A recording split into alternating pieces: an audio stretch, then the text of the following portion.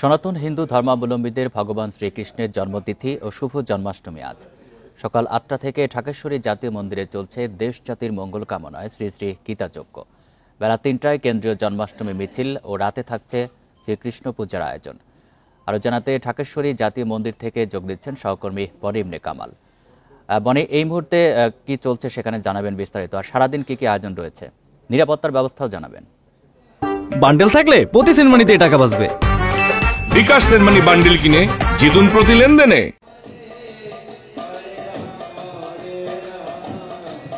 দুষ্টের দমন এবং শিষ্টের লালন, এই যে শ্রীকৃষ্ণের তার জন্মদিন, সেই জন্মদিনকে তার আবির্ভাব থেকে উদযাপন করতেই জন্মাষ্টমীর এই আয়োজন। আমরা এই মুহূর্তে আছি ঢাকেশ্বরী মন্দিরে। আমরা দেখতে পাচ্ছি ঢাকেশ্বরী মন্দিরে দেশ ও জাতির কল্যাণে ভগবান শ্রীকৃষ্ণের স্মরণে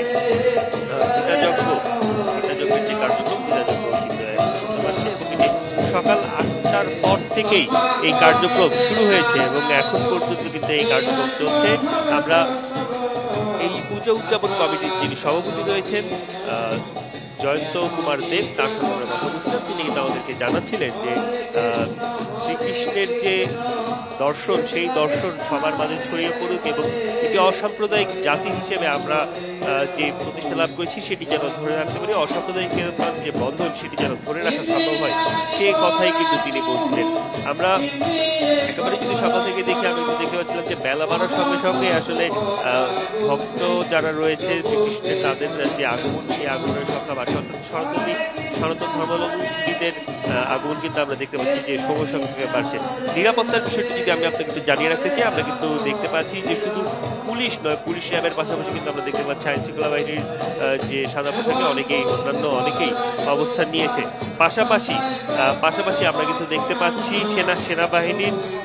সেনাবাহিনীর যে দল, সেনাবাহিনীও অবস্থান নিয়েছে এবং সেনাবাহিনীও নিরাপত্তা নিশ্চিতে সর্বনিশ্চিত করছে। আমরা সেই বিষয় থেকে আসলে জানার চেষ্টা করেছিলাম যে এই যে জন্মাষ্টমীর অনুষ্ঠান, জন্মাষ্টমী ঘিরে কোনো নাশকতার সংখ্যা আছে কিনা, তবে এখন পর্যন্ত নাশকতার সংখ্যা নেই বলে আমাদেরকে ধারণা দিচ্ছেন এই যে জনগণের সভাপতি জয়ন্ত দেব, তিনি কিন্তু এমনটি জানাচ্ছিলেন। আমরা দেখতে পাচ্ছি যে আজকের যেই অনুষ্ঠান, সেই অনুষ্ঠান কিন্তু কিছুক্ষণের মধ্যেই আসলে শেষের দিকে চলে আসবে এবং সেই শেষ হওয়ার পরই আসলে মূল যে অনুষ্ঠান, অর্থাৎ যে রথযাত্রা রয়েছে, সেটি কিন্তু বিকেল ৩টার সময় শেষ হবে। এখন পর্যন্ত আমাদের কাছে এই ছিল সর্বশেষ তথ্য। ঢাকেশ্বরী মন্দির থেকে জানাচ্ছেন সহকর্মী বনি ইবনে কামাল।